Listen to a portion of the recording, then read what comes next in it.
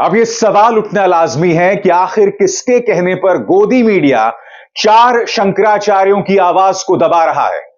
सबसे हास्यास्पद बात दोस्तों, गोदी मीडिया कांग्रेस की तो आलोचना कर रहा है कि भैया किस तरह से कांग्रेस ने राम मंदिर के उद्घाटन में जाने से इनकार कर दिया, मगर वो ये नहीं बता रहा कि कांग्रेस चार शंकराचार्य का जिक्र भी कर रही है।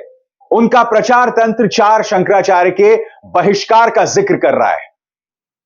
चार शंकराचार्य क्या कहा था इन्होंने कि अधूरा मंदिर, राम मंदिर इस वक्त निर्माण सिर्फ 30 से 40% हुआ है, उसकी प्राण प्रतिष्ठा नहीं हो सकती। दूसरी बात, भारतीय जनता पार्टी इसे अपने वोटों के लिए इस्तेमाल कर रही है। तीसरी बात, प्रधानमंत्री नरेंद्र मोदी उद्घाटन करेंगे और शंकराचार्य ताली बजाएंगे। कितने सख्त लफ्ज, कितने सख्त अल्फाज, कितने सख्त शब्दों का इस्तेमाल यहां पर शंकराचार्य कर रहे हैं। मगर साहब मजाल है कि गोदी मीडिया का कोई भी गुल्लू और कालू या फिर पापा की प्यारी प्यारी परियां इसका जिक्र करें। मगर हां, टूल किट जारी हो गया है जोशी जी का, और जोशी जी के टूल किट में बहुत चमत्कार होता है दोस्तों। सबसे पहले आज तक का यह पत्रकार तिहाड़ी सॉरी, थोड़ा गला खराब हो गया था, मोदी का महिमा मंडन कर रहा है। मोदी जी मेरी बात मानिए ना, इसे अपने चरणों में जगह दे ही दीजिए। आप इसे अपने निवास स्थान में जगह दे ही दीजिए, बाहर पड़ा रहेगा आपकी भक्ति में। हालांकि हां, यह भक्ति नहीं है, यह अवसरवादिता है, क्योंकि 2014 से पहले कौन कांग्रेस के दरबार के सामने नतमस्तक होता था यह भी हम जानते हैं।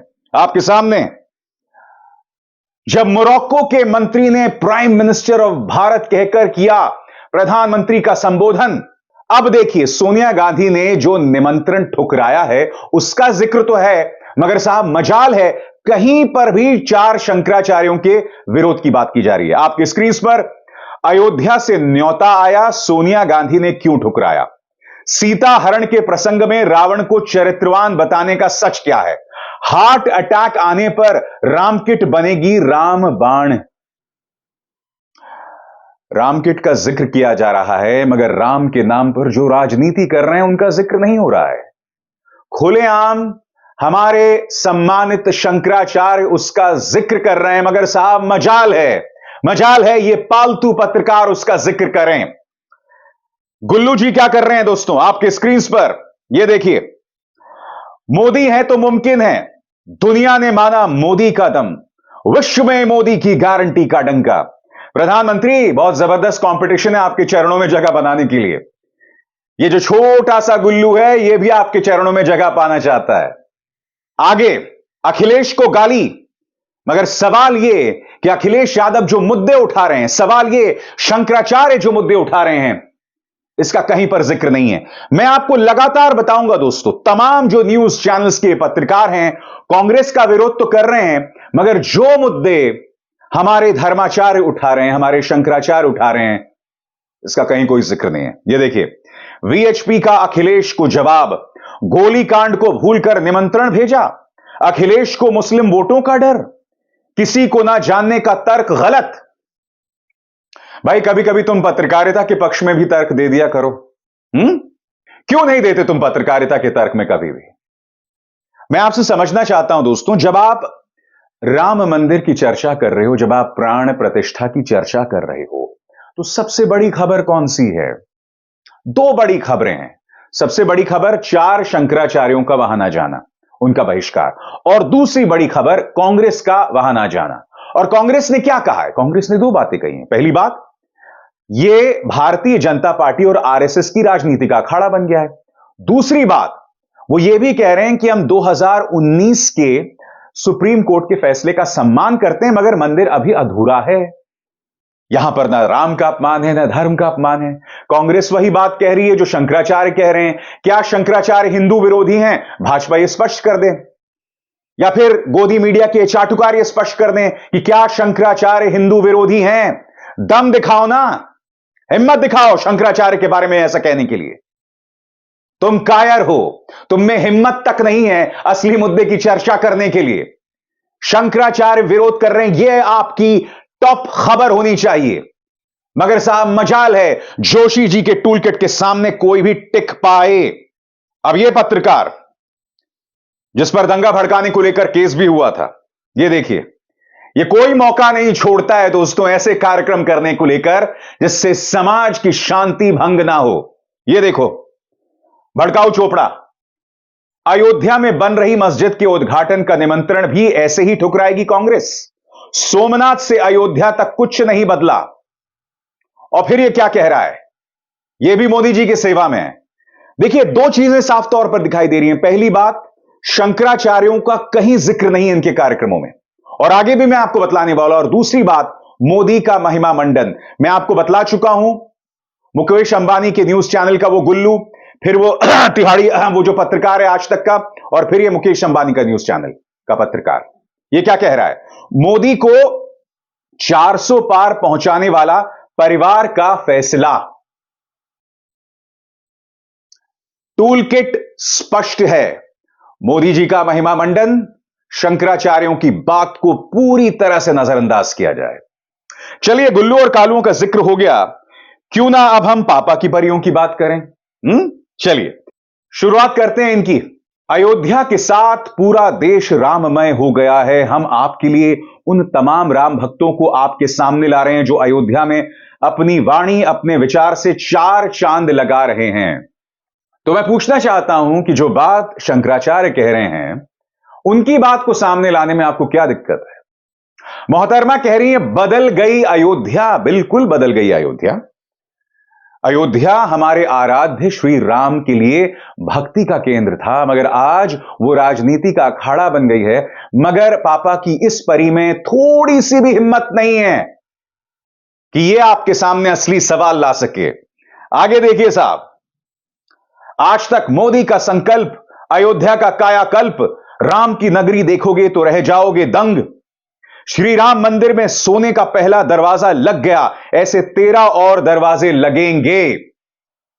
देखिए, ये खबरें करनी चाहिए कि भाई राम मंदिर के निर्माण से पहले क्या गतिविधियां चल रही हैं। इन खबरों में मुझे कोई आपत्ति नहीं। इनफैक्ट इस पत्रकार ने जो जो खबरें की हैं, मुझे कोई आपत्ति नहीं। मुझे प्रॉब्लम है जब आप एक टूल किट के अंतर्गत शंकराचार्यों की आवाज को दबाओ, जिससे पता चलता है कि इस दाल में काला नहीं, पूरी दाल काली है, दाल सड़ गल गई है।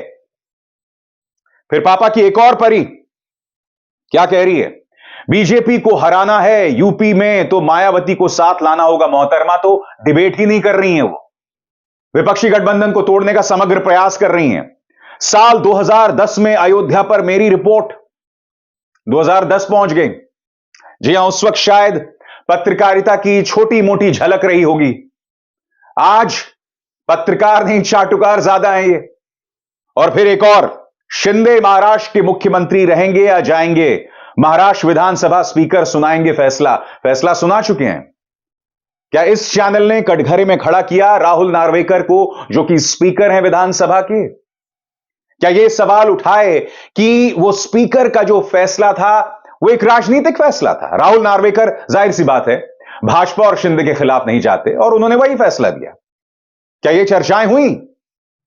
सबसे बड़ी बात आप तमाम पत्रकारों में देखिए, मोदी का महिमा मंडन सभी पत्रकार एक स्वर में कर रहे हैं। दूसरी बात, शंकराचार्य की आवाज को दबाना। अब मैं आपसे पूछना चाहता हूं, ऐसे में श्री राम कहां है? मुझे बताइए ना, राम भक्ति कहां है? राम के प्रति हमारा जज्बा कहां है? यहां तो सिर्फ एक पॉलिटिकल पार्टी की सेवा हो रही है। चंपत राय प्रधानमंत्री को विष्णु का अवतार बताते हैं, नृपेंद्र मिश्र से ये लोग इंटरव्यू करते हैं, मगर साहब मजाल है ये बड़े बड़े सो कॉल्ड पत्रकार शंकराचार्य के सामने जाकर उनका इंटरव्यू करेंगे? नहीं करेंगे। मगर आज जब मैं शंकराचार्य की आवाज को अपने मंच पर बुलंद कर रहा हूं, और कोई नहीं कर रहा है दोस्तों, इनफैक्ट तमाम डिजिटल पत्रकारों में से भी आज सबसे मजबूती से इस मुद्दे को मैं आपके सामने रख रहा हूं। कौन सा पत्रकार रख रहा है बताइए? सवाल का जवाब दिया जाए। टीवी ने तो उसे पूरी तरह से ब्लैकआउट कर दिया है। इसे आप पत्रकारिता कहते हैं? अरे जब खबर आती है तो खबर के तमाम पहलुओं को उठाना पड़ता है, और यह सिर्फ एक पहलू नहीं है, यह सबसे बड़ी खबर है। मगर मजाल है साहब, उस खबर को किसी भी पत्रकार ने उठाया, किसी ने भी ट्वीट भी किया। क्या यह नहीं कहा जा सकता था कि जो मुद्दा शंकराचार्य उठा रहे हैं वो सही है या गलत? शंकराचार्य साफ तौर पर कह रहे हैं कि अधूरे मंदिर में प्राण प्रतिष्ठा नहीं हो सकती। शंकराचार्य साफ तौर पर कह रहे हैं कि भाई, धर्म गुरुओं को जगह दो, प्रधानमंत्री एक राजनीतिक व्यक्ति हैं, उनके सामने तालियां नहीं बजाई जाएंगी। शंकराचार्य इस बात को लेकर नाराज हैं कि इस पूरे आयोजन से बाकी जो धार्मिक समुदाय हैं, और मैं दूसरे धर्मों की बात नहीं कर रहा हूं, यानी कि राम भक्तों में भी यह कहा गया कि भाई सिर्फ रामानंद संप्रदाय का ही यह आयोजन है, शाक्त साधु बाकी तमाम लोग शंकराचार्य दूर रहे इससे। यानी कि राम भक्तों को भी जो है विभाजित किया जा रहा है। ये मुद्दे हैं, क्या इन मुद्दों पर डिबेट नहीं होनी चाहिए? जब मैं अपने इस छोटे से मंच पर यह सवाल उठा सकता हूं, तो ये न्यूज चैनल्स क्या नहीं कर सकते? ये पूरा मंच बिठा सकते हैं शंकराचार्यों का, धर्म गुरुओं का, और इसे उठा सकते हैं। क्यों नहीं उठाते बताइए?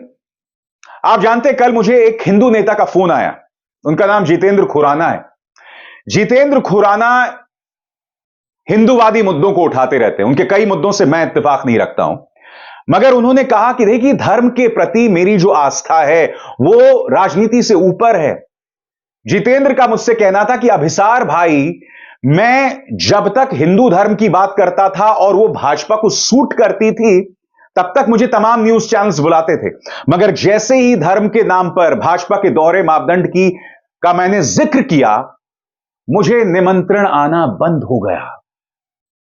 समझिए इस मुद्दे को क्या है, समझिए कि जितेंद्र खुराना ऐसा क्यों कह रहे हैं। वो ऐसा इसलिए कह रहे हैं कि मुद्दा यह नहीं है कि आप हिंदू हैं। अगर आप हिंदू होकर ऐसे सवाल उठाएंगे जो भाजपा के लिए असहज हो, तो आपका ब्लैकआउट कर दिया जाएगा, चाहे वो जितेंद्र खुराना हो, चाहे शंकराचार्य हो। यह एक हकीकत है, इसे आप समझिए, मगर आप नहीं समझेंगे, क्योंकि आपकी भक्ति राम के प्रति नहीं, आपकी व्यक्ति एक पार्टी विशेष के प्रति भक्ति है। इसीलिए धर्म के प्रति जब आप आस्था की बात करते हैं, तो वो अपने आप में खोखली नजर आती है। राम के सिद्धांतों को समझिए, उनके पुरुषार्थ को समझिए, वो पुरुषार्थ जो आलोचना से नहीं डरता था, जो सवालों से नहीं डरता था, वो मर्यादा पुरुषोत्तम जिसने अपने पिता की आवाज सुनते हुए, उनका सम्मान करते हुए कांटों को गले लगाया था, 14 साल के वनवास को गले लगाया था। यह है राम का पुरुषार्थ, यह है मर्यादा पुरुषोत्तम। तुम क्या जानो उसे? अभिसार शर्मा को दीजिए इजाजत। नमस्कार। स्वतंत्र और आजाद पत्रकारिता का समर्थन कीजिए, सच में मेरा साथी बनिए। बहुत आसान है दोस्तों, इस ज्वाइन बटन को दबाइए और आपके सामने आएंगे ये 3 विकल्प, इनमें से एक चुनिए और सच के इस सफर में मेरा साथी बनिए।